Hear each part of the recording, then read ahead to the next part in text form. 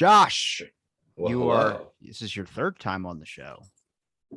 I think it's my third and a half time. And every time the room has changed. So that means you've moved a lot. A lot. Yeah, no, I have. Well, the last time I was in between places. And this time I'm like in a basement and the lighting is really weird, but the sun might rise and it might get better. This is early. Somehow they get earlier and earlier. You get me up early. It's kind of like I like a small space. I mean, I like to have leg room, obviously, but compared to like I was watching, some of those shows like Squid Games and all that, and they showed the room where it's just a bed and the dude had to get 2 goldfish to keep himself company in that small room. I'm like, I don't want a big open floor plan though, because either way, it's like too much space or too little space. I just like a nice in between, a nice sofa, maybe. Like my studio, it has a couch in here, but I don't use it. I'm gonna end up taking that out and making it a little Oh, it bit. has a couch. Yeah. Do you actually do in person, or did you ever do in person? The first guests? 70. Okay, wow, right, way back before Yeah. I even came on the first time. Wow. About You're up at like this. What is this? Like 9:55 or something? It's going to be going up probably around 9:60. Man, I admire the podcast, the dedication to podcasting there, man. It's pretty admirable. I don't think I've ever asked, what's one thing that you always find yourself interested in? Because I've been getting super interested in documentaries to the point where I had a past guest. He was at a convention for selling his comics. And he was like, I was actually at a comic book convention repping your shirt that he drew. It's the one with the squid coming out of the pill. And he goes, someone saw my shirt, saw it said Out of the Blank on it. He goes, my buddy was on your show. And then it led into this whole thing. I'm like, that's all I wanted was to connect, because you talk to so many people, eventually someone's going to know somebody, and then it goes down this rabbit hole. But he was like, you should, if you did anything, even if it's not podcasting, the amount of work that you put in, it was a good compliment, but he's like, the amount of work you put in, you'd be really good at it. I was like, yeah, I've been thinking about doing a documentary, just a bunch of random shit, where it's kind of like how my show is, just a random collection of sorts. But like, I went to go film a shot yesterday. It sounds stupid, but I was wearing like one of those varsity jackets. I was sitting at this, I had my phone on the ground. I was sitting on like this little small brick wall thing, and I was smoking a Swisher. And I was like, imagine if I just pulled out like a bottle of orange juice or chocolate milk, something random as hell. And then you film that for a minute and then have it lead into some skit and just be a collection of different assortments of random BS, or just, I don't know. I went, my first love was film, and I definitely would say that working with you, you have a mind of a creative or a screenwriter or a documentary. You could definitely apply the things you do here and what you've learned as well, I bet, and create something fantastic. I mean, that's really all it takes, is the ambition. I just, man, like, yeah, it could start with a random scene like that and then just turn into and also what I was thinking is, like, you've created a small army of people. You have like almost 1,000 guests, and then like the amount of people they know, if you think of all their families and the people in the reach that you're gaining by having a diverse group of guests on your show. I think that's really, really awesome.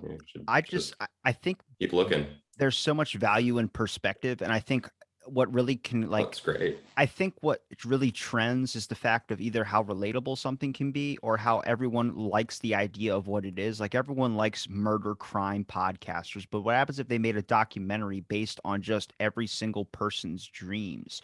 That means every single episode would so be individualistic to you, but it'd be so new for somebody else that they would find it fascinating. I was watching a documentary about drug trips, and it's just a bunch of famous actors, comedians. Yeah, that's actually a great idea. All explaining their drug trips, but then they would animate it like a Rick and Morty animation on top of their drug trips. So I'm like, imagine if you just had I'd drive to you, you sit there and you tell me, give me one of the craziest dreams you've ever had, or just a fucking one that you love so much. Just give me one.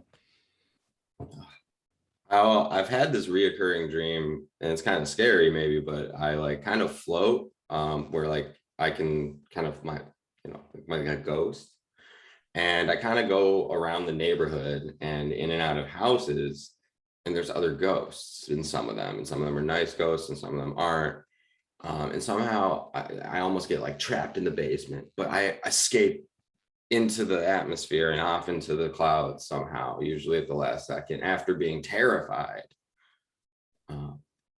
And this dream has been following me for a long time. So I always thought it might make a good short. It's Halloween season, spooky season right now, man. What the hell? What? Wait, hold on a second.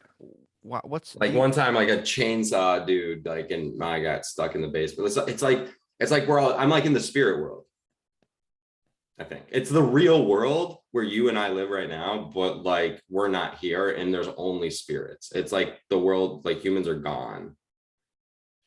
So are you seeing people that are dead, or are these actual people that have just now are They're spirits? like, you could stick your hand through someone, but if they attack you, it could still hurt you because you're also a spirit. You're ethereal spirits. You're not like, I don't know. Yeah, that's why we're like Casper the ghost spirit shit. conflict. Hang on a second. Yeah, no, it's like unrest in the spirit world. So is the basement the part you don't want to go? Do you always end up leading into the basement? Because it's like a trap. It's like, go to the basement for some reason, right? And you like fight it the whole dream, but then something beckons you. You're just like, okay, I gotta go to the basement eventually.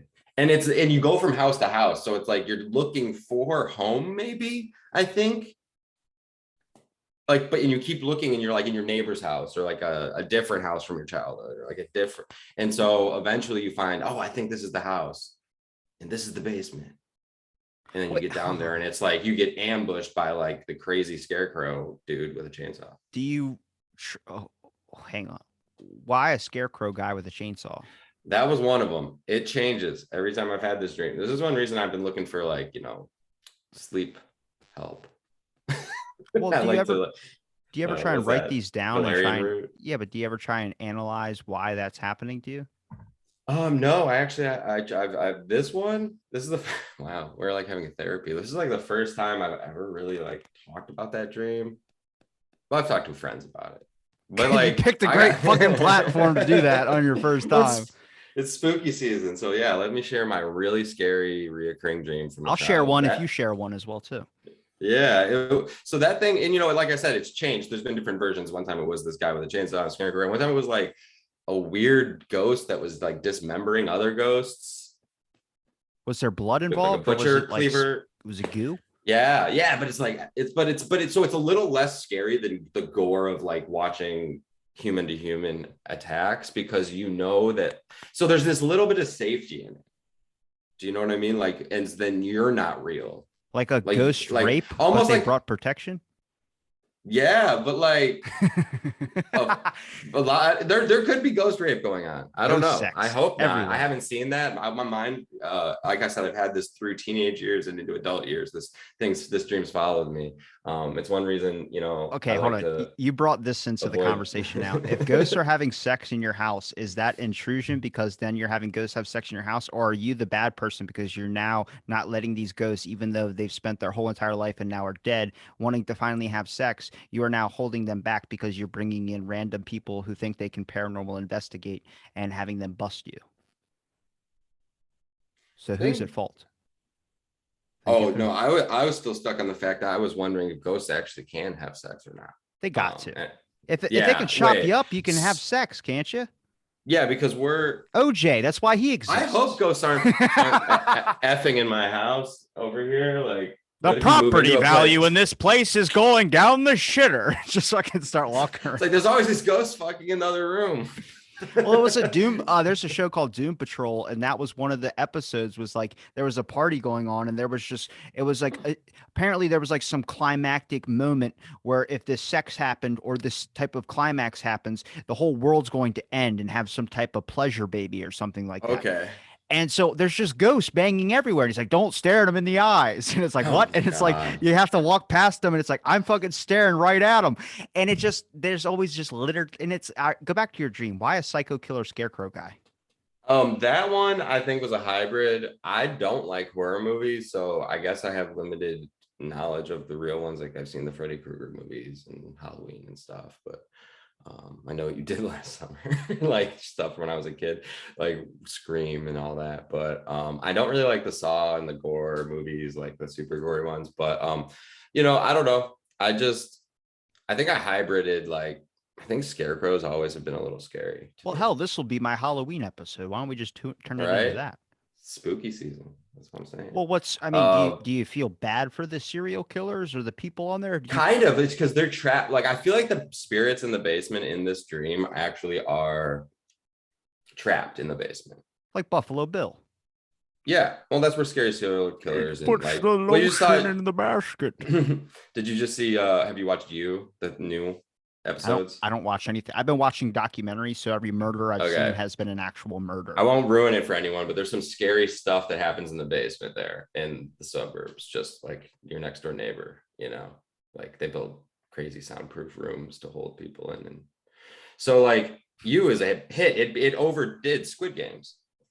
It immediately upon releasing new episodes, it became the biggest Netflix show of all time last week. Squid Games is like because I picked up the propaganda. Well, I picked up the propaganda in the movie, which a lot of people are like, there's propaganda. Yeah, if you notice, the only white guy in that whole entire fucking movie was fat, and then he also wanted to get a blowjob from a dude. It was propaganda to show that, but there was other aspects of the show as well too, where it was like side jabs at other countries. It was also kind of like a decentralization. If you notice, like the whole value of human life. For instance, the evolution of this went from Ninja Warrior to watching people literally try and like accomplish a task or a challenge, but you wanted to watch them fail because you thought it'd be funny.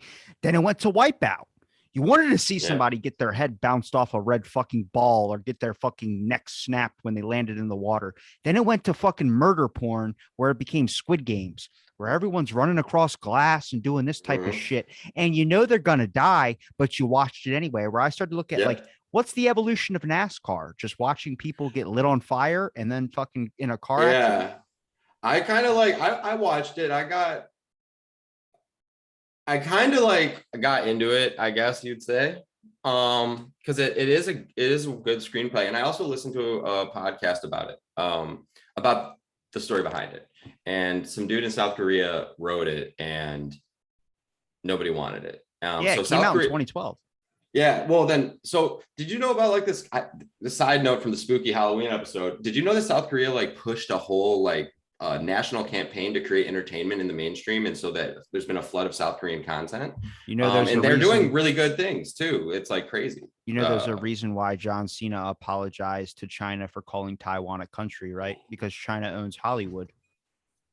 Oh, yeah. When Fast 9 came out, there was $156 million on opening day that was made from that film franchise in like the first week, and I think 100 of it came from China and overseas. From which chain?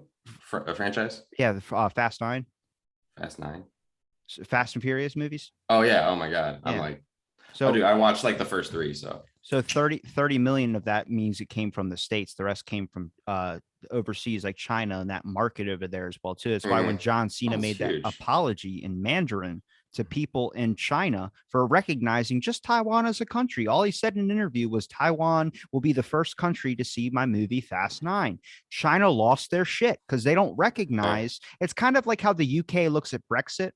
They look at that whole Scotland or whatever the hell they want to call it that's separating from the UK. They're like, that's like if for the States, our example would be if Texas just decided to say, fuck the United States, we're going to be our own country. It's a piece of us. Yeah, well, they would, but it's a piece of us. There's no point in doing that. They're about to. I mean, I'm not going to talk about that, but yeah, no, I'm not trying to live in Texas. I live in Michigan. It's a little crazy up here. We've had some crazy stuff happen. The pandemic, we had people storm the Capitol with guns, trying to kidnap our governor. Did you see the Capitol Hill thing? Did you see what they're saying now?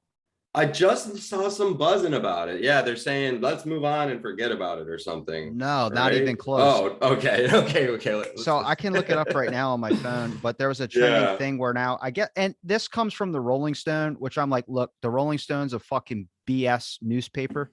They're the ones that first talked about the number of like deaths from taking that medicine that we're not going to say the name of because it'll be taken down. They said that there was more of those hospital beds filling up than gunshot victims, which was a complete fucking lie, but they just retracted it and everyone saw the headline. Wow. But so an exclusive Jan 6 protest organizers say they participated in dozens of planning meetings with members of Congress and White House staff. So they talked about how this was actually a giant setup. Like everyone in Congress who was hiding, afraid to get zip tied, it was all a fucking staged thing. I mean, every time there's something like this in our media, and that's something that really has like changed the world. Like in my lifetime, I guess like the first televised war was Desert Storm. Like now, like everything. Sorry, that was when I was a kid. So it's like now everything is on TV. So like nothing can happen without getting dissected now. And from every way, from every angle, from every color, every side.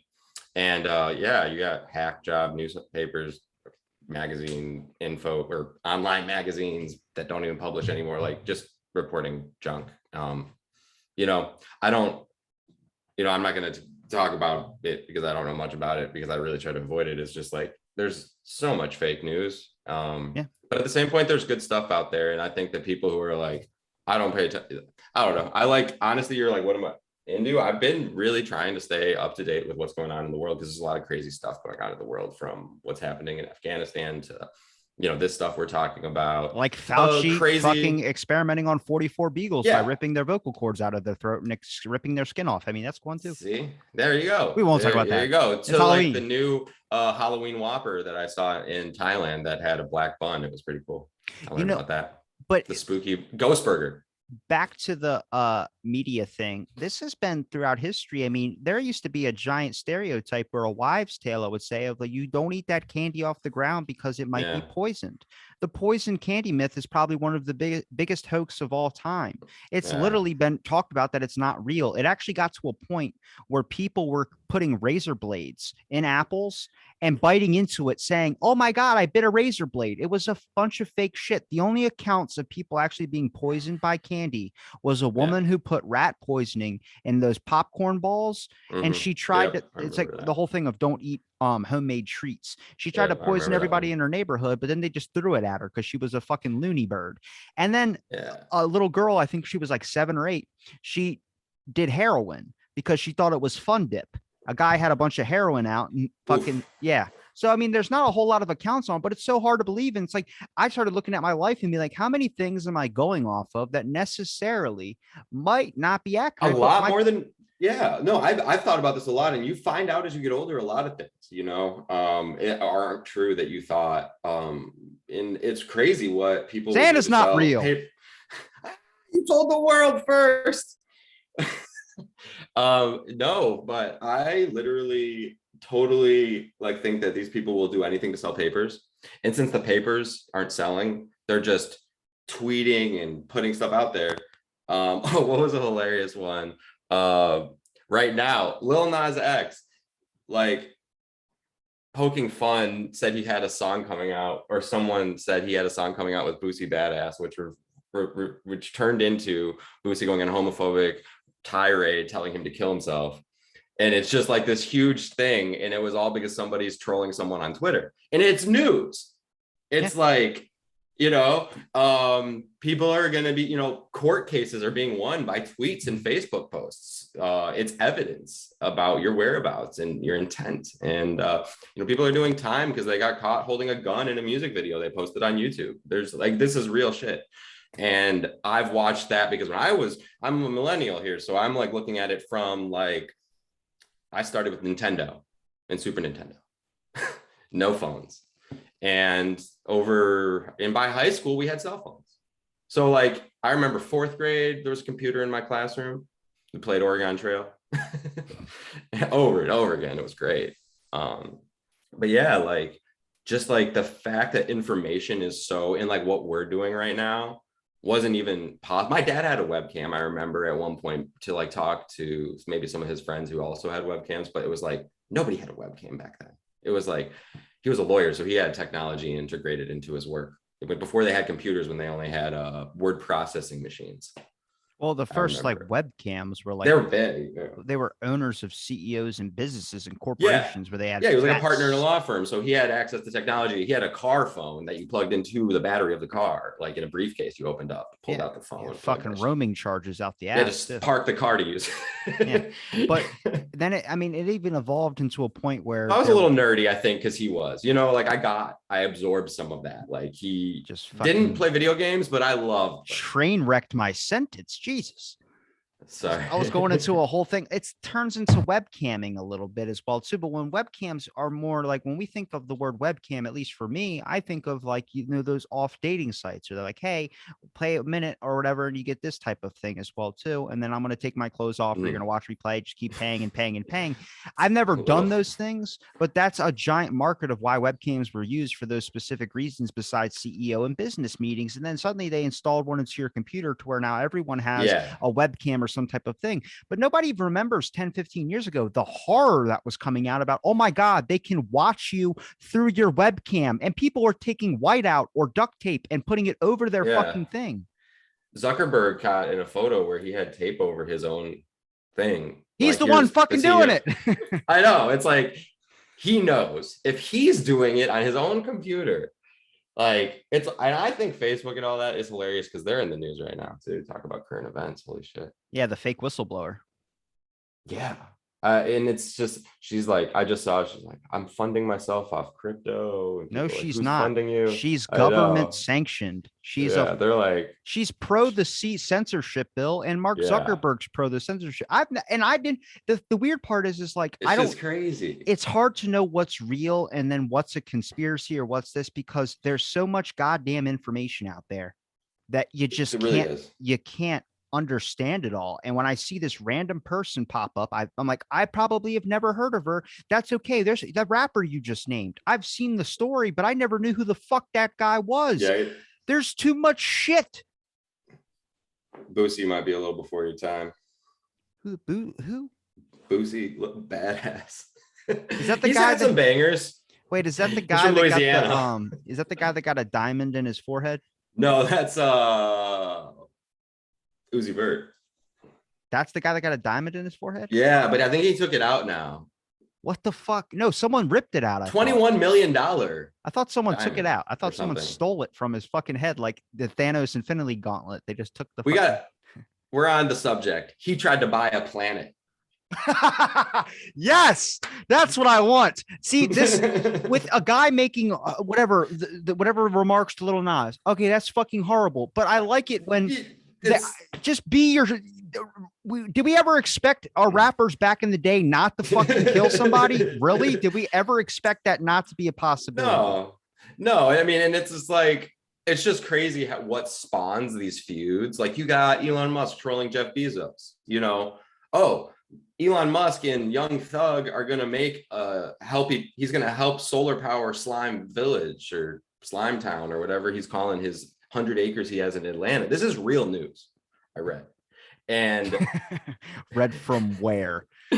No, like seriously, like they're tweeting on Twitter about it. He's like, yo, help me out with solar up in Slime City, because he got gifted for his birthday. This rapper got gifted 100 acres in Atlanta, and he's gonna make it like a theme park and like place to, I don't know. He's gonna Michael Jackson. His dirt bikes. He's gonna have like, like a dirt bike course and like housing and like some other stuff. And like, he's like, yo, I want it solar. And I'm just going to hit Elon Musk up on Twitter. It's like, in what world do our rappers and the richest man in the world just have the same level of communication? Like, everyone's connected right now, I prefer, not everyone. More isolated. I prefer when people don't have internet. Our business people were with our business people, and our scientists were with our scientists. And then you let a fucking Epstein character in, and then you get a mixture of the two.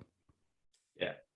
I'm not gonna lie, I'm a little ignorant on that one, because I kind of steered away from a lot of that when it was. There's a documentary on Netflix. I recommend. I did watch a little. Yeah, I watched like part of that. I'm gonna finish it. Netflix documentaries get me though. Like, Netflix, after this Dave Chappelle thing, just kind of seeing how they operate, I learned about them a little, and like they have this. I'm gonna butcher it, but it's like this radical transparency inside of their organization where like you can bring anything to the table to the higher ups there and kind of talk freely about things. They even have like the ability to see each other's salaries and like sharing detailed information that other companies like Facebook, for example, would not let their employees have access to this data. But the saying is, in Netflix culture, it doesn't leave the tent. So the minute that this person leaked information to Bloomberg, they were in violation of that. So you can really kind of have this free speech inside of the Netflix corporate, you know, and they've been well known for this, and it's why people want to work there. Well, I used to shit on people that would use a fake name or something, because my show is all about authenticity. You got to come on as yourself. You got to, your face, your name, everything's, because that's how I know that you're not going to say anything that you necessarily don't believe in. Now, if you're an outraged Trumper and you are all these types of things, that means that you believe that if you're coming on my show and saying that, because that means that that's who you, that's your reality. Out of the blank. That's out of the blank. It's, it's people. It's learning about people and who they are. And well, I used to crap on like the fake accounts with the egg picture and all this type of stuff, because they're always trolls all the time. But they do play an importance of people that are necessarily trying to blow information out about their company, whistleblowers that are showing abusive scenarios. But also at the same time, it's kind of like, if here's my example, the Temple of Doom ride at Disney World. If that just randomly goes down and doesn't go back up and blows up into the floor and kills everyone that's on it, if they sue, can't Disney just go, it's called Temple of Doom, you should have known what you were getting into? But you're like, but I thought that was just a catchy name. No, that's how they can get out of it. Same thing with Fox and CNN. They just go out as entertainment, right? Even though there's news in their name. It doesn't make sense, but it's a loophole.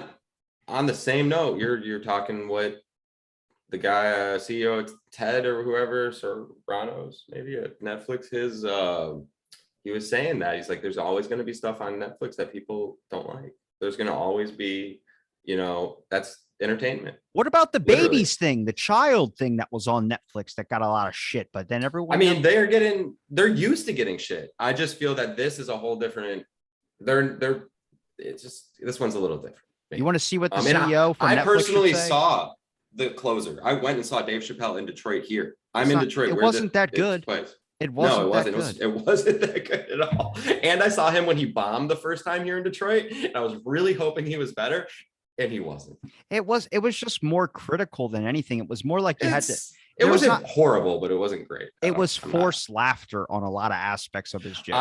I was there in person, and I felt like obligated to laugh at things and I wasn't really having the best time. I saw Theo Vaughn, his new special, and it was like some of his things were kind of funny, but then like I think it was like 45 minutes into it, I was on my phone, I look up, I'm like, is this thing still fucking on?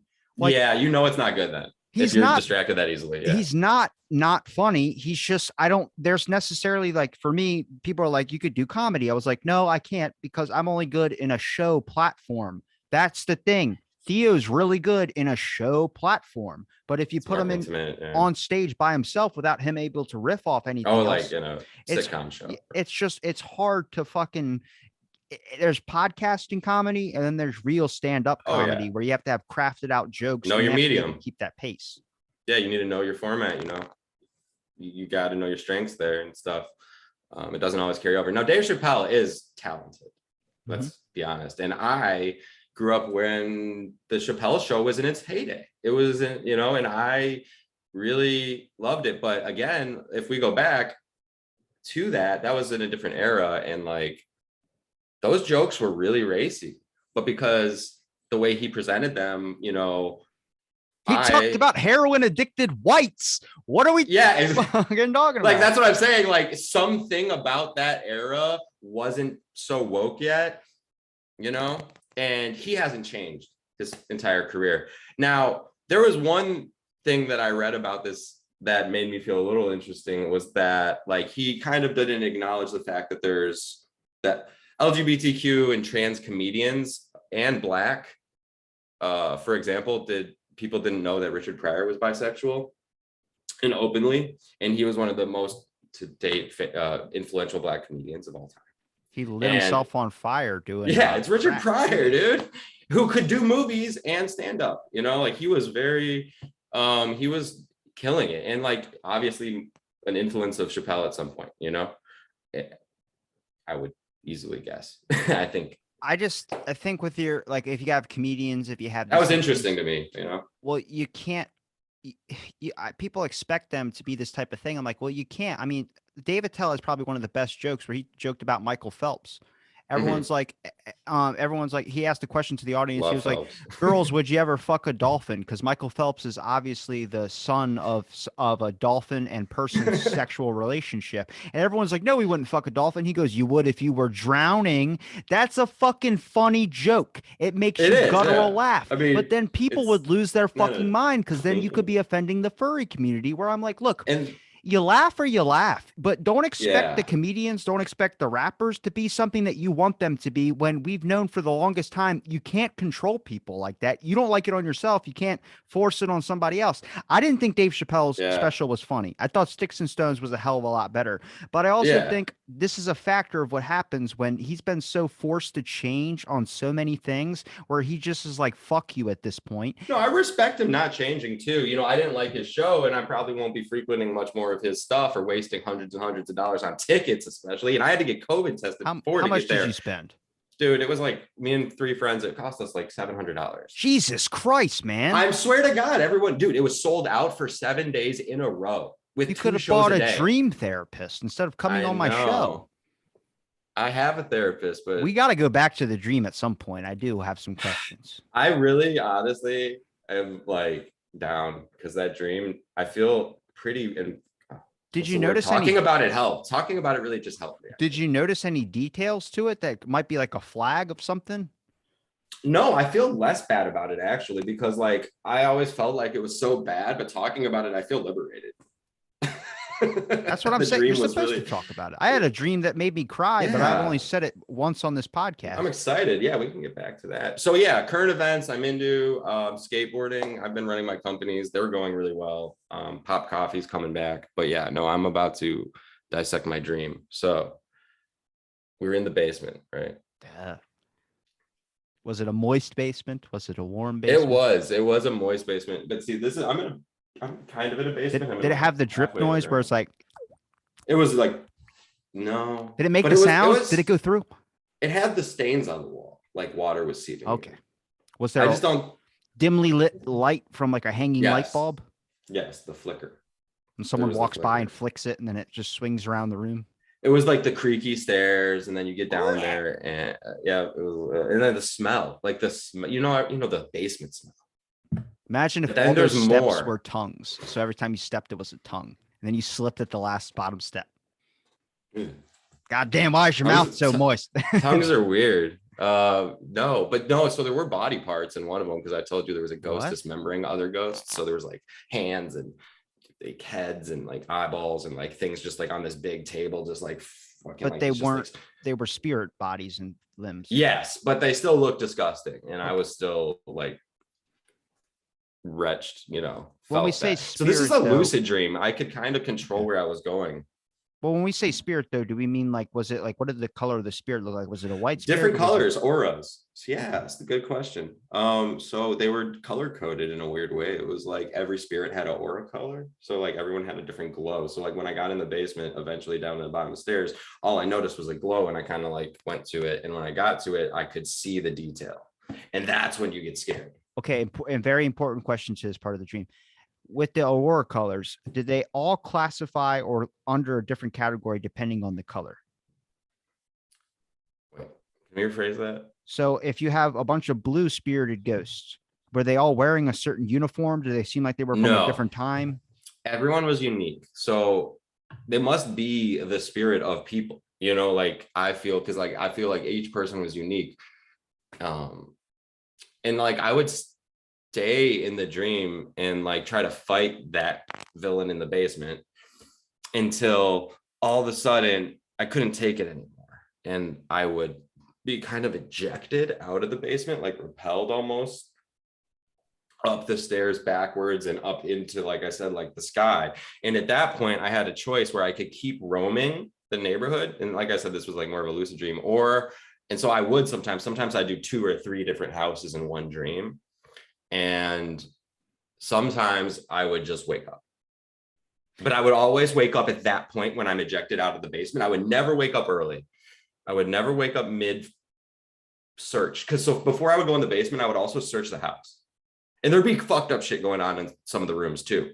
Like blood on the walls, crazy broken I have Like it looks like a clean, nice suburban house on the outside, but inside it was just dilapidated, falling apart, molding. if there are houses in your neighborhood, have you gone into any of these houses before so where you would know the layout, or have you ever tried going into one after your dream to see if it matched up?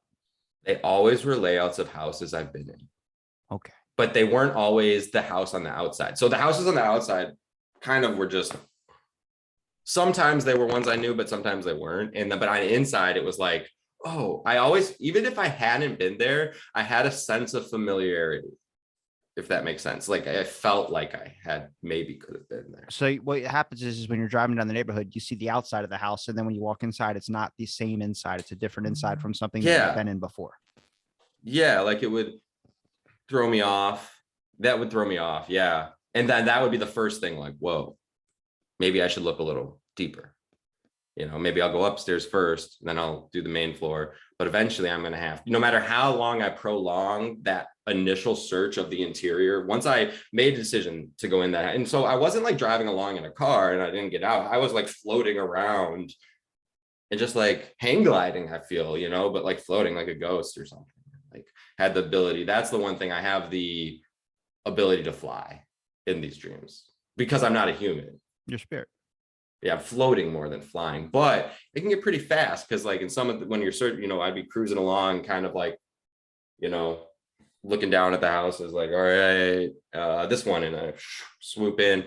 And that was cool. So it went from being kind of pleasurable in the beginning of the dreams, like in that scene, picking the house, to kind of fun and exploring them, to completely fucking terrifying and fear that, you know, I remember another one. They wanted to trap me. Like, you know, the Ghostbusters gun that opened up, they throw out there and they suck the ghost in and trap it in something. One of the ghosts was trying to trap me. I think he was using a cage, and like this cage was trying to, I can't remember what the cage was made out of. I think he got me at one point. I remember being trapped in a basement in a cage at one point, and then realizing I could slip through the cracks and like turn myself into multiple, and you know, like I realized the cage can, yeah. You're going too fast. Why? What's the essential part of the basement, and why does it seem like the basement is the worst spot to go? What is because basements are the worst spot because there's only one exit and one I know entrance. people that live in a fucking basement. Well, yeah, I mean, if they have the like this right here is a basement, but well, I guess it's not really, it's a townhouse, but you can get out there in a fire. You know, you could crawl out that window because it's lower. Well, in Baltimore, they got like row homes, and those homes, they go kind of under the ground, even though it's a whole other floor, but it's technically considered the basement, even though there might be a whole entire fucking bathroom. There might be everything down there. A lot of Michigan basements don't have these windows, I feel, and they're just like a hole in the ground and wet and like a Michigan basement. Have you ever heard of like a Michigan basement? Because those you'll be like it's like a 6-foot ceiling. Yeah. And you're like walking around. You can't do much. You don't hang out in them. It's like, you know, there's storage units. Yeah, it's more than a crawl space. Not a proper basement though. Well, Ty Pennington, home decoration aside, what's the point of the basement? I think, I don't know. That's what I'm saying. That's where you come in. I need help. I don't know what the meaning of the basement is. Well, if you're afraid of it though, but like when you get down into the basement, you say you can get kicked out of the basement. What is the point of getting kicked out? I don't know. It's almost like a magnetism. So like I get to a certain point where so sometimes I get into a fight like with the guy with the scarecrow or the dismembering one, or I escape the cage or whatever it is, whatever the basement is fight, or that's where the clash happens. There's a point where I thankfully like kind of like get like a burst of energy or like superpower to like just break free from the entanglement. And then literally it feels like I'm just getting repelled out the stairs. I go like a shot out of a can and out of the house. Kind of like you weren't ready to face the monster. Yeah, I don't actually finish the fight ever. And that's kind of why I think it's reoccurring, because I never. Do you have any problems in your life? I think I have to like kill it. Well, do you have any problems in your life that you just feel like you're equipped to handle, then you get into it and you pull out? Maybe that's kind of the deeper meaning to it. I don't know. No, I pretty much face stuff head on. Don't really think. And again, I've been having it. I haven't had it in a while. I'll probably have one now. Oh man. No, I think I started when I was like 7. I remember being like 11 years old with this dream and it being like coming to me like once a week and just getting scared to the point of like really scared. Like it shook me. When I got older, I started, trying to find ways to not dream. And one of those ways is to smoke a little bit of weed before you go to bed. Usually that makes me dream. Okay, so see, some people, it's actually proven to be a dream suppressant. And I don't know, I'm not sure. That might be one of the reasons I that never I liked smoke the pot. after effects of weed. After I was like high and I went to sleep and woke up, the back of my Mhm. head felt frozen. Like it just felt like my thoughts Hmm. weren't there. Like weed never through my mind, I think what makes it good for a show is that my Yeah. head is already thinking of a billion different things at once. Like I already want to talk to you about a bunch of shit. And I'm also thinking about what I want to do later down the road. But when I smoke weed, I'm more in the moment. But every time I've gotten what they call too high, where I've Right. just experienced the worst trip of my entire life. And it's like I had to lay down and I can feel like, when you're the room spinning, it felt like my whole Yeah. head was on one of those twist and gyros. I remember like I was in a car with Yeah. somebody, we were smoking weed, and he was like, dude, you look high. And I'm in the back seat. His girlfriend's up in the front passenger seat. And then he's up in the driver's seat. And we're just sitting like we're supposed to be watching the sunset type deal. And I just look up. I remember I couldn't see anything out of the windows. Everything was completely fogged up, like you could not see out of it. So it just seemed like nothing else existed but this car and then this little like turnabout. And then I remember looking up in like the rear view or the side, like the upper part of the mirror that Hmm. the driver looks through to see behind him. And he looks up at me, goes, dude, you're so high. I remember seeing myself and seeing how baked I was. And then I laughed. And as I laughed, my head hit Right. the seat. And it just felt like I felt every sensory thing in my brain, like on the back part of my head, just Oh all God. start pulsating at once. And then I remember I looked outside the window, the fog was gone. I guess he had rolled the windows down and I just completely was oblivious to it. But I remember the room was spinning and shit. Like my whole mind was spinning, the room in my head. I remember looking out and everything looked like the saturation just got turned all the way up. And I guess the sun was setting. Everything was bright Right. red. All the greens Mhm. were super green. And I fucking vomited Oh so yeah. hard, dude. That's a good high, bro. That's a Sounds like you horrible took high. some. That sounds like you took some mushrooms. Holy shit. I was so, Uh, and that's what I'm saying. Is like I understand the sensitivity issue, but I also think like with psychedelics and talking to a lot of people about their experiences, I think it's a plant's reaction to your mind, and I think some people have different reaction things. Like yeah, something I've had that a might lot of good well, ones. something that might be warm to you in the shower. Like, oh, I Mm. like my shower super hot. Some people like it cold. Some people think that's enough. So I think your It's brain is also yeah. well. I think your brain's the Yeah. same way. No, it is like you can trick yourself. Also, that cold shower is a good trick too. I forgot what it's really good about, but there's that Wim Hof breathing method that uses cold baths in conjunction with stretching and yoga. And then you hop in an ice bath or a barrel full of ice. So that's a whole nother subject I've been looking into. People are doing that like a lot more, I noticed. And I take cold showers from time to time to shock the senses. And it's more, it'll wake you up more than a cup of coffee because coffee doesn't really give you energy. It it blocks the receptors that make you tired.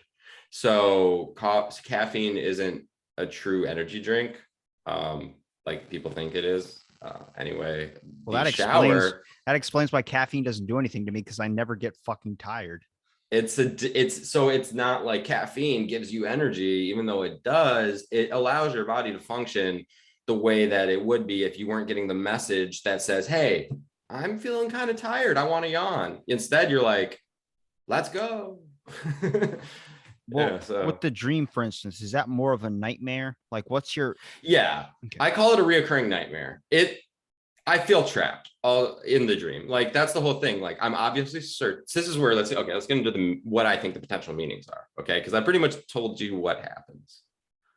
And the Well, ending what's is either I wake up in the sky or you die? or I keep searching. I don't die. I don't die. I never die in this dream. Do you think that you could beat this nightmare by leaving a prop in your mind?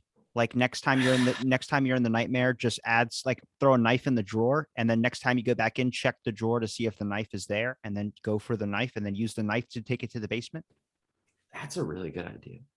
You'll have I to have remember not that when you go to thought, sleep, and I've that's gonna not be thought hard. about communicating with the future dream self, you know, because it is a lucid dream and I do it like, so while I'm doing it, I kind of have some control. If I want to go left, I want to go right, I want to go up, but it's limited.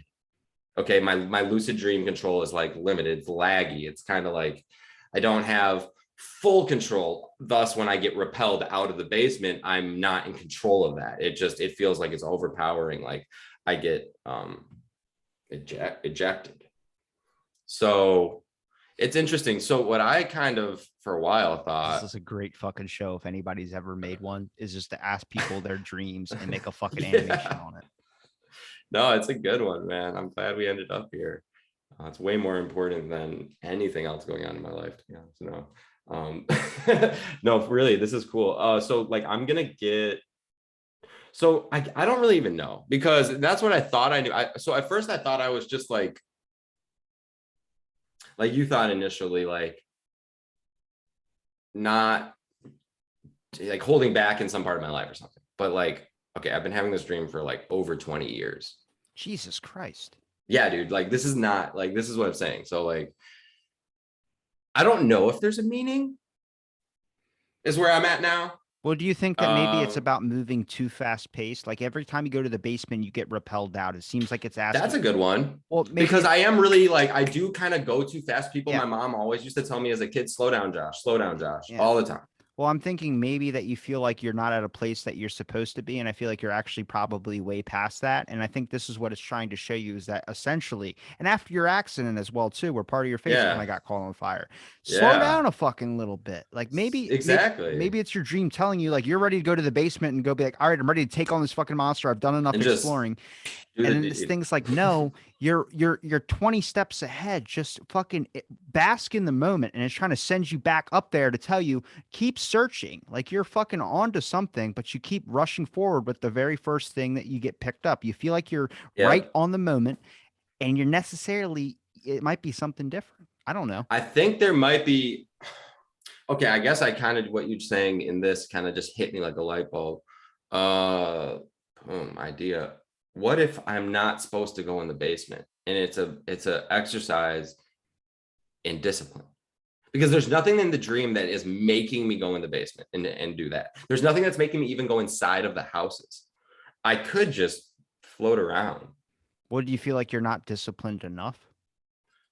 You know what? And that actually may be it because I feel like it's a discipline thing. I feel like it's me being my own mental coach, which with my skateboarding is another thing too. And with my therapist, positive self-talk, and when skateboarding, you don't have a coach, you're your own coach. If you want to fucking push it to the limit, your breathing, your form, everything, it's all you. So I've been doing that for also over 20 years, and I'm a really I mean, I learned karate and piano as a kid and like things that teach discipline or those are discipline. Yeah. I don't know. My mom was always big on like that. I Do don't you know. ever think that maybe And the monsters or the enemies you face in the basement might necessarily be your addictions? And it's about you going back to your addictions when it's so simple just to stay out of it? Maybe your mind's trying to that's a pull you good out of one. things. I don't know. Yeah, no. And addiction's been something that I have steered away from. I don't like anything that makes me feel addicted. Well, like you might not necessarily even know they're active addictions. Like coffee can be a sense of Yeah, an no, addiction. I battle that. I own a coffee company and some days I'm like, I need to give up caffeine. How do I do that? My New Year's And resolution that is to give up energy drinks. I love Red Bulls too. They're great. They're Or Bang fucking Energy from delicious. time to time. I will literally bang it out, dude. Give me Yeah. the I drink I had three this morning, so I feel you. dude, you're wild, bro. But those get me going though. You should yeah, no. I mean, and I've been working out. I take a lot of supplements. I might be crazy about that. Like I take like a lot of different supplement pills every day. I have way more than most. My friends are like, how can you do that? And I'm like, honestly, if I don't get the food I need, I can eat what I want because I took all of these supplements. So I know my body has everything it needs. Plus, I cater to my specific needs. Well, I don't think you should be focused that much in it as well, too. Like I eat Yeah. what I like, you know what I mean? But necessarily Well, what I that's what I like, like to eat what I like. So there I take my vitamins and then I can eat what I like pretty much, and I don't gain any weight. I feel good. But My that's the thing metabolism's though, is great. like you shouldn't have to be worried about taking so many vitamins. Like, yeah, I think even with Joe Rogan, for instance, like the Mhm. essentials of like getting vitamins, I think at an age that's okay. But also I think at the same time, it's like you get that through your nutrition either way. If you feel like a pill gives you the sanctity or sanity to be able to consume the things that you Well, want to consume. I feel like I wasn't getting it because I feel like for a long time my body was holding up just fine, but there's certain things I know that like I turned 30 and things started not working the same.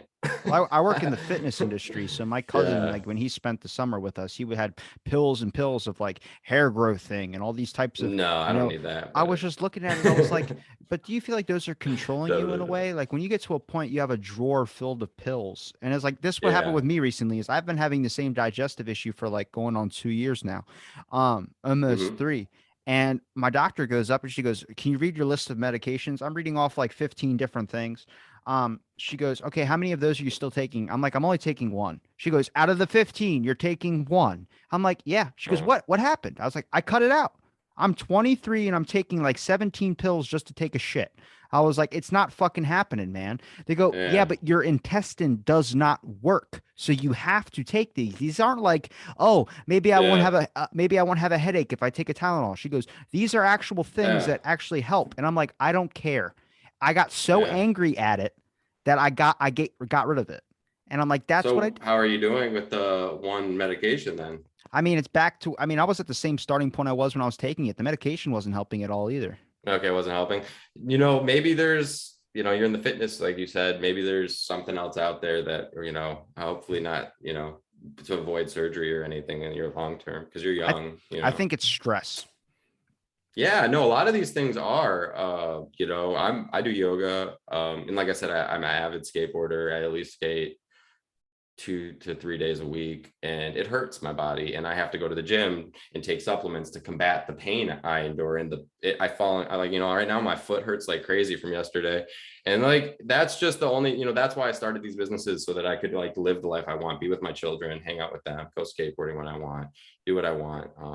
Do you ever think that these But monsters in the basement are what are rest- they? well, do you think that they might be restricting you from your freedom? Like the whole reason you're flying around and going to other people's homes is your sense of looking for something, but maybe the whole point is that you're supposed to stay up into the clouds. That's kind of the point of being free in a way, right? You're floating up in the air, you're Yeah, limitless, you have no well, that's where I fucking end up. you have That's where I no start and finish. you literally metaphorically do not have a ceiling above your head when you're floating above these No. fucking homes. So I start going, do you ever think that it's just about just not letting anything hold you down, but you're looking for something to But ground then I you, go which is a in, yeah, home? and I go literally into the ground I only went to from school in for the sky. psychology. I could not interpret your dreams, but I'm telling you that a lot of the basic things that you might experience on your own personal emotion, your brain is going to find a way to try and bring those to you and You reset you. know, and there's something that I have dived into before is as an analogy, my therapist said, and this is before, a while ago. So I I was really also am not a worried about, therapist, so yeah, I was worried about a lot of things in my life, relationships, money, my business, my parents. There's a lot going on at this time in my life. And she kept saying that I was afraid of, I was flying, like I was doing so well in these ways, but I didn't recognize my achievements. And she's like, you're flying, but you're afraid of falling. And so taking a shot, but not really wanting to pay the price of what happens if you like, miss. how to succeed and discipline yourself and do good. And so how to fly, like let's, saying flying is a good thing, right? But it also has, you could fall out of the sky. You're afraid of just randomly, just like your engines turn off and, like you're done. And so you're afraid of falling, not flying, but you're afraid of falling. And somehow this dream and that kind of in this conversation has just made me realize that it might be connected somehow I think in a my lot of inner. people, and when you look up a dream journal's interpretation of what flying means, usually it means like it's kind of that falling thing, but I think it just means that there's not really a ceiling or anything that's holding you from accomplishing anything. There's not really a perspective that's really known about that too. And I mean, No. any dream that I have usually has some like it's usually a bean nightmare. Usually I eat beans before bed, and that kind of like fucks my head up. Oh, Um, really? they give me horrible nightmares. But I had one recently where I was on my phone in the dream and I'm looking through on like Twitter and I see trending is Out of the Blank podcast. And I'm like, oh my God. Yeah. But my first initial thought was like, what did I fucking do? Because it's never seen as a Ooh. good thing when you're trending in the eyes of the public. And then Twitter's tricky I too. checked it and it was trending with like Nostradamus, where people are looking through all my content. Like this guy who's been a conspiracy person has been right about a lot of government shit. And then the government shows up at my door and I don't have the fucking glass mirror to look through to see who's at the door. I open up the door. It's a guy in a suit. He goes, "Are you the host of this?" And I was like, "Yeah." And then I'm fucking bag over my head, kidnapped, and they're cutting out my kidneys. And I'm like, look, I think Why do they want your kidneys? so when I start looking at this just happened last night, but I'm looking at this dream and I start going, is it necessarily when you start looking at the idea of fame? And the idea of fame in my head is that it seems like it would be so awesome, even though how I know it's so corrupt. But I think it's just a concept of just somebody knowing who you are. Necessarily we base it off the massive amount of Yeah. people that should know who you are, basis on the amount of people that would truly really care about who you are. And I think that's when I start looking at all the thousand something people I've talked to, who are the people Yeah. that I maintain a relationship with. Well, I think that if that really happened, that your army of almost 1,000 would know you've gone missing. There's about 300 people I know that I can count on. A lot of the other people have either want something from it or something else. And it's hard because in the world today, it's very, very hard to know what evil looks like. This is why I love fucking mafia shit recently, is that you knew who the fucking bad guys were. You knew who was going to shoot you and leave you off of a fucking pier. But at this point now, you see a politician on the news that's testing on beagles or something. You're like, what? Who the fuck's our enemy? I thought this was our hero. And you start realizing that evil back in the day, it's the same evil that's today. The only issue is everyone wants to tell you about all their good stuff. And then they hide the bad stuff. And now you're seeing all the bad stuff come out. And it turns out there's more bad stuff than good stuff. More bad stuff than we thought, but you got to clean out that fucking basement, bro. That's what it is. That's dude. It's like, is that my bad stuff down there? Like, what's going on? It's the shit you don't want to confront.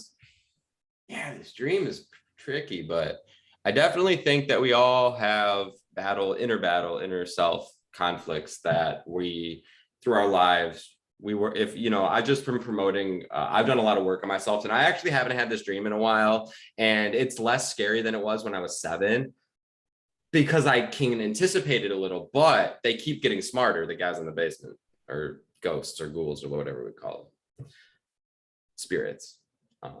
So we'll see what happens next. I'll have to update you. Maybe, you know what, I'm going to start, if I have it, I'm going to keep a dream journal about these if they come back, because I need to beat it. I want to actually either not engage with the ghost in the basement, leave a weapon to kill and finally end the dream, like you suggested, or not engage, like just like, I don't know. I feel like in the dream, this is the thing. I can't really explain it. It's hard because it's like, I don't, it's like you have a Xbox controller earlier, and then it doesn't work. You said earlier that the dream's not going to end until you go through the process. I have to find a way to finish it. Maybe the finishing thing is not even participating in it. Not saying stay up, but not even going into any of these homes to go down into the basement. Just saying, I'm not going to let something control me. Yeah, because I know the minute that the second that this dream starts, I know what's going to happen, and it's because I dream a lot, but I don't remember them. This is the one dream. Yeah, but this one I always remember because you've had it a couple of times. Yeah. Oh no, we're talking. I've had this dream probably at least a dozen, maybe more. Probably like 20 times. Jeez.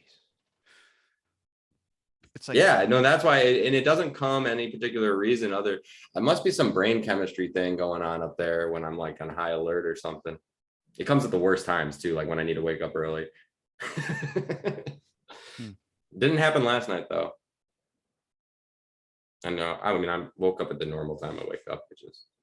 It's an intense dream. I know, and like it's not necessarily the scariest thing. Like I've seen scarier content in movies, but it is definitely not the most comfortable dream to be in because like I was saying, like, I kind of like, so I can control it like a lucid dream. And at first I'm kind of really feeling the flight and feeling the exploring in the inside of the homes. And then as soon as I get in the basement, it's almost like I kind of, as I get more into the basement and closer to that entity, the darkest, scariest one hiding in the basement, that I kind of feel like stuck in the mud more, like laggy, like I don't have as much, like, so when I go into fight, I'm like, what? I can't punch or move as well as I was like a minute ago. Like, what's happening? Like, I'm losing control over this spirit body. And then I get scared, like the crap gets scared out of me because they're like doing crazy shit or they're trying to scare me. I gotta make a goddamn show about this shit. Someone's gonna steal my fucking idea too. And then I just get ejected, like I said. So yeah, that's pretty much in a nutshell. Like, that's like the one thing I guess I hadn't conveyed was the sense of loss of motor skill in the middle of the most important moment. I lose my ability to like move effectively, and then I get ejected, and then it's over. Or then I regain my mobility in the sky. I kind of like get it back, and then I go on with the search. So it's either like, something woof, weighing you close one. down or your fear of aging and your fear of mobility being taken away from you, much like you mentioned about the skateboarding thing. Maybe you are a dream psychologist. Nah, not at all. I just like fucking listening to this shit because I'm already thinking of like a good fucking A-rate show in my head right now. That's wonderful, man. No, that's interesting that we ended up talking about this dream, because it is kind of a Halloween. It's October what? 25th? I'll release it on Almost the there. 31st. I'll release it on the 31st. We're close. Yeah. Unless I do a Halloween special in between that, but I don't think that's gonna happen. You could interview a clown. I mean, remember when the clowns were like murdering people? Yeah, I was like killing everyone. Oh god, nobody would run them for their birthday parties. What? That business got a hit, and then the Joker what movie came happened to them? Where did they go? They're here. They just adapted the clown to people. Have you seen the original clown, the guy who's so good he doesn't need to wear makeup anymore? No. He's the one that he trained Sacha Baron Cohen, the guy who does the Borat movies. Oh yeah. He's like, you must define your inner clown. And he just sounds so like a drunk alcoholic, but he fucking berates you have to pay him to do these classes. He'll teach you how to be a clown. And all these people are like, he's so renowned as the world's greatest clown that he fucking berates the shit out of them when they go and perform. They're like, did you like my clown performance? He goes, it was shit. You do not know how to be a clown. To find your clown, you must look inside of yourself. And it's like, what a piece of shit. Clown life, hard knocks of clown life. Holy shit. Clown college. That's a real college. Yeah, no, I've heard of that, but like, so I've never been that scared of them, but I've also never been that fond of them. I don't know. You know, the actor from Transformers, I think his name is TJ Dillon. He was in the one with, he was in the I know the Transformers. Well, he was in the Transformers with Mark Wahlberg, the one that got like melted down into that thing, the weird mechanic, the funny guy. You know what I'm talking about? They're all merging together to me, the Transformers movies. I'll fucking pull up a picture. Let me see. TJ Dillon. Dillon. I thought it was the only one from Transformers I remember was Shia LaBeouf. I said the one with Mark Wahlberg. Shia LaBeouf wasn't in that. Was this the new one? The bee? Wasn't there like a bee one? Honeybee? There's too many shit out. I mean, they're all kind of cool, but I can only watch so much Optimus Prime. What is this guy's name now? Oh, TJ Miller. TJ Miller. You'll know him when I show Mr. you. Miller. He's in the famous meme where the kid says something on his bike and he slaps the crap out of the kid on the bike. This guy. I've probably seen that. Oh my God. Yes, I know that guy. Yes. He was in Transformers. God. He went to clown college. Oh, really? So he's a trained clown professional. Yeah, he went to clown for juggling and shit. I do know the face of that actor. That's what I'm saying. It's like it's real possibilities. You want to be a fucking clown, be a clown. I saw a dude who You was a could, homeless yeah, do person. what you want. And he was just making bank because he had 5 cups set out in front of him, and each cup had something in front of it that said, one cup said weed, the other cup said coke, the other cup said drugs or like alcohol, the other cup said I think I getting saw food, that. and everyone was donating. Like hippies would just come up from like Oregon and put fucking Yep. stuff in his marijuana one. And I'm like, that makes fucking sense to me. It's a great way to make money. I'm not mad at it. And like that, I think psychologically explains something. People are kind of like, well, yeah, the transparency there, or like the option to interact and maybe be like, well, maybe he's really going to use that on this, and it's like an experiment it's like, or he's going to legit be honest and buy the weed that you give him money for. I mean, I don't know if this has happened to you, but like, I've seen this happen with friends like, oh, I'm going to give this homeless person my sandwich. I only took 2 bites of it. It's a $15 sandwich. We're downtown, right? Coronavirus, cancel Josh Rubin. This was actually before the virus. This was when this has happened multiple times in my life where somebody like wants to give a homeless person food and they get the food and then we start walking and they take it, but then we keep walking, we turn around and they just are literally like food on the sidewalk. Like I don't give a shit about it. I watched my innocent cousin give a guy $20 who was laying in front of a hotel on the lawn in Hawaii. And I told him, I was like, that guy's not fucking homeless. Like people choose to be homeless in Hawaii. You know that, right? Like people choose to be homeless because the weather's so fucking nice. And they have like real sand that you can go on, or they have fake artificial turf that you can sleep on. So you'll see random homeless people that choose to be homeless just sitting on the grass. And it's like my cousin gave him $10. The guy pulls his hat up because he's like laying on his ground. He goes, thanks, and then puts it in his fucking pocket. And I'm like, he's not fucking homeless, man. I saw real homeless people there. They had a map of the fucking island, and he was like, this neighborhood over here has the softest curbs. And I'm like, what the fuck am I watching right now? And you start to realize like people choose to be homeless down there. It's a high homeless population. It's like in Los Angeles or I guess it's better LA. than Detroit. Well, in LA, did you see the documentary The World with No Mexicans? No. That's a real documentary. That's not racist. Wow. That's a real documentary.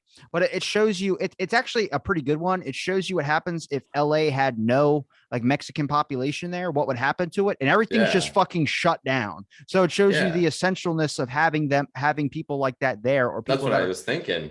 Yeah, like what would happen to us here in America? Well, that's the point of clickbait, is that the fucking name of the documentary is so clickbaity, where you're like, oh my God, is this racism? And then you click it and it's like, this is just showing like why we need these. It's like, yeah, no shit. It's meant to get you clicked because more people want to see the outrageous shit that they can fight against rather than the shit that they just might actually learn something from. Yeah, that's an interesting one. I'm gonna have to check that one out, actually. That's pretty dope. I watch a lot of documentaries now. I just visited LA recently. You know what's surprising about LA? Donuts.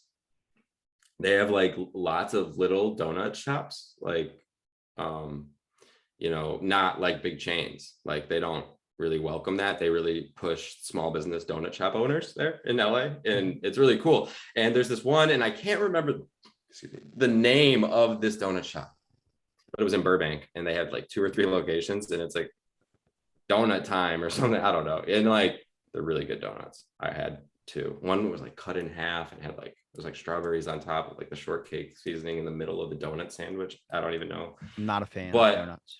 I'm a big donut fan. It's one of my weaknesses, but the workers are trying to unionize. There's like 20 workers for the 2 locations. And I'm just like, wow, like, the donut culture in LA, I was blown away by.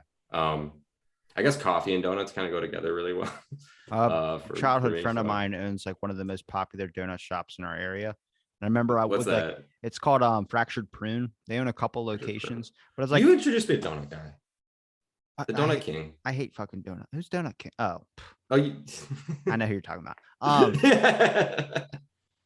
But my buddy, I remember growing up and I was never a fan of donuts. And I remember I was at his house spending the night and we woke up in the morning. I was like, you don't have any fucking cereal? Like, well, you guys got nothing around. And he's like, dude, we got donuts all in the fridge. And I opened up the fridge. They just got stacks from like leftover donuts from their shop. I mean, Fruity Pebbles donuts, Cocoa Puffs donuts, any types of things. I'm like, I'm not a donut guy. They're like, That's like the family business over here. Like breakfast. We always have donuts or something. I'm like, so what am I going to eat? They're like, go to the store. I had to walk fucking Oh, like they had nothing. a mile and a half down to the Walgreens and get a bunch of like Arizona teas and like some fucking candy or No, some shit. tough not to be a donut guy these days, I man. learned to save a Domino's pizza from that night till the next day to have that for Yeah. breakfast. Well, pizza for breakfast is great. Especially Anyway. Domino's. Oh my Yeah. God. Well, that's from out here. Domino's is from right out here. There's a Domino's Farms. It's like a weird farm that you can take your kids to. I fucking love Domino's. Oregano on Yeah, the come on crust is out. a We'll take you to the goddamn Domino's masterpiece. Farms. Yeah, Domino's is headquartered here. The oregano on the crust is a masterpiece. Ours burned down. Oh no. Wow. That and our Weren't they the Wendy's. ones that were like, if it's not there in a half hour, it's free back in the day, and then they That had was to Pizza undo Hut. that? I think Domino's tried to do it at one point too, and like No, they had to Domino's undo has it. pizza insurance. Pizza insurance. So if you slip and you like lose your pizza, they'll replace your pizza. How do you feel about the everything crust they've been doing? I haven't had pizza in probably like 3 years. Okay, well, Domino's is doing an everything like bagel seasoning crust on their pizzas right now, and and breadsticks too, and it's crazy good. When I was a kid, we used to get a free pizza because we would get the pizza and they had the pizza insurance thing. It's relatively, I think it was around when I was 15, they started doing that, but we would place a hair on top of the pizza, or we place like a long hair or something that we would save up and put on the fucking thing. Like, what the fuck is this? Or we'd send them a message like, hey, there's this. A person would come out, inspect the pizza. Like they would come over, they would look at the pizza and be like, we're so sorry. Here's another one. They'd give you another one. So we got 2 for the price. They were like, you can keep that one and throw it out. And it was like, fucking, you're going to eat it anyway. You're going to eat it anyway. You throw out the piece that you ruined. You hacked the Domino's. Well, they ended up changing it. You could never do it with Papa John's because they make you order online and they don't care. You know, I'm not a big fan of Papa John's. It doesn't taste the greatest. He blocked me on Twitter, so it's okay. Oh yeah, I've heard he's a whole I made a shirt with him holding a head on a pizza, and then I sent him a picture of the shirt, and he blocked me. Apparently, Papa John's doesn't care. I've heard things about this man. His documentary came out where they like talked about his racist things, and they talked about how the laundry service company tried to screw him over, like on purpose. The company he hired to help him actually were trying to cut him out of the company, and it shows you in the documentary. But the reason why Shaq is now the face of Papa John's is that they're trying to remake for all that bad credit they got. They're going the complete opposite. Why? It's like, all right, if we're proven racist, we got to get someone who's not white to be in front of Papa John's pizza. So they get the biggest African-American man, most popular, tallest, biggest. And you know what? Shazam. I like how you did that because Shaq was that character at one point. Yeah, exactly. Shaq was that fucking, what is it? Shaq was Shazam, wasn't he? He was. Oh yeah, he was. Genie? Oh yeah, he was the junkyard genie in Shazam. That's fucking I got references for days like that. My friends used to throw parties called Shazam too. It's just a cool word. Now it's an app that reads music. Yeah. Wait, is it? It's the one that you play music. It'll tell you what song it is. It is. Shazam. Because this is funny because Apple like bought that technology and Siri just does it. Yeah. You can just do a Shazam, but it's a Siri. And that's when I stopped. I used to, download the Shazam app before I had an iPhone, like probably like 10 years, 12 years ago. I don't know. Wow. iPhones really dominate these days. You have an iPhone? Yeah. They're freaking pain in my ass. It listens to you 24/7. I know. Whenever I got this new Mac. That's why I couldn't figure it out. I had this MacBook. I had to re-download Zoom. And whenever you go to the bathroom and you have your phone on you, if you're having trouble, it'll say, "Do you need help?" Siri is getting a little too personal. It'll send you responses for bowel obstruction. What you mean? You could even get an Apple Watch maybe, and it wouldn't even. I have an Apple Watch, but I never use it. Yeah. So on the World of Pop, our show, Jordan's and mine, we talked about wearable technology at one point early on in the show, and like we had pretty strong opinions about it not being for us. Whether we want a regular watch or none at all. I don't like how it's okay to have it on your wrist, but I can't put it on my dick. Why do people look at me funny when I have that on there? I'm getting a text message. How do you know? Well, it's vibrating and I'm having a great fucking time. I can't even right now. All right, dude, I'm freaking done. I can't even get that visual out of my head. An Apple Is Watch your on a crotch penis. ringing? Yeah, it must be a phone call. It's not. So my dad has an Apple Watch because he's a lawyer, and he like looks at his wrist and he's like, the judge doesn't get mad because you're not whipping out your phone. But like, here's Robbie in the middle of the court whipping out his cock. Hold on, you just hear the zip. You hear the zip noise, and then you just fucking check. Nah, it's just a spam call. Just zip it back. AirPods are falling out of my ears. I'm laughing so hard. People, this is the greatest interview. It's a safer bet than Biden at the fucking when they were bringing the troops over from Afghanistan. He checks his fucking watch mid thing.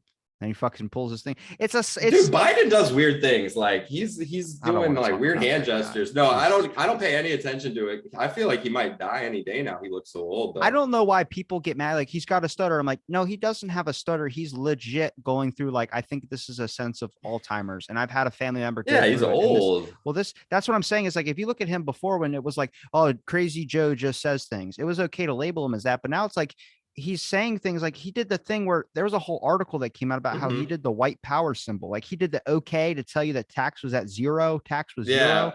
And then everyone's like, his hands like, everyone's like, oh, fist. That's a white power thing. And then like people like, it's just, you saw mid speech, he would stop and be like, I forgot where I was. And then they would ask him another question. I'm like, is anybody going to acknowledge that shit? No, this is the thing. Everyone knows if you look at the pictures of the presidents from before they got in office to 4 years in or 8 years in, the stress that it puts under you ages you a lot. So can you imagine taking a dude who's already about to be in the Alzheimer's ward and then just like stress him out every day for 4 years? He's going to freaking die of stress. Well, he's like, we're having presidents in like their late 70s, man. Like, yeah, this was not like the most ideal age range, I feel, but given everything that's going on, I mean, I'll say I voted for him. Yeah. Well, Reagan in his second administration. Of course I did. In his second administration, they think that with Reagan that he was experiencing it while he was in office. There's a story from his wife talking about how when Reagan was done being president, he was coming back from some office job and he had a fucking one of those little like White Houses, the small miniature ones you put in a fish tank, and he has it in his hand. He's holding it. And she's like, "What are you doing?" And it's like late at night, and he's like, "I think this has something to do with me." He was slowly going in fucking sane, which is why whenever people reference the speech about Reagan talking about to think that if there is an alien force out there that we should be prepared for it, everyone says, well, he was going crazy in his last terms of office. So anything that Biden does now, you can just say, well, he was going crazy when he was in office. It doesn't fucking matter. They just weren't on TV as much back then. Like, well, Reagan was he was an actor that turned into a president. But he was used to being in the public eye, and he probably was really good at faking it, being trained actor. And he, and also back then it was easier to fool the media because there were no phones. And everything wasn't televised and every speech wasn't televised. And right now, I can imagine Biden being under a lot of pressure from every angle and having the history and the track record to be suited. Yeah, exactly. Retire. He's like old, like he's legit looks like how my grandpa looked when he was, near the end of his life. So I don't know, like other than that, I mean, whatever. It's just, America carries on with our crazy bullshit. So, yeah. All right, Josh, where can people find your links? We got to wrap it up. Right now, you can go to popcoffeeroasters.com, or if you need a rain barrel, we're on Amazon and HomeDepot.com under MI Rain Barrel. Hitting the Home Depot. Oh yeah, we're in there now. Since we've started talking, I've added them as a distributor. So yeah, if you trust the orange, they trust us, and that's because we got good quality rain barrels for your organic gardening. I don't know why that T is silent though. Which one? It says Home Depot on the sign, but everyone says the Depot. I was like, which T in my company name? No, T is silent in Depot, and you're like, what the fuck? Oh man, no, for real. The Home Depot. It's a great place. Honestly, I'm gonna just tell you a real quick personal goal. When I started my business, it was one of my vision board goals to be on Home Depot. And so we're really, really hyped to be there. Made that happen. I'll link it all in the description. Is there anything you want to let the audience know before we wrap up the show? Just another happy Halloween, everybody. I hope my dream changed your it's gonna have to be a Halloween episode now. Holy shit. I hope my dream changed lives. Oh no, I don't kid around. No, I do. I kid around a lot. So you can release this on Hanukkah or Christmas. Well, Hanukkah's a special day. We won't be celebrating It's coming up the soon. podcast on Hanukkah. That's right. I'll light the menorah for you. Thank you. Zoom me. I will. Well, we'll do Hanukkah. All right. I'm happy. Thank you, everybody, for listening.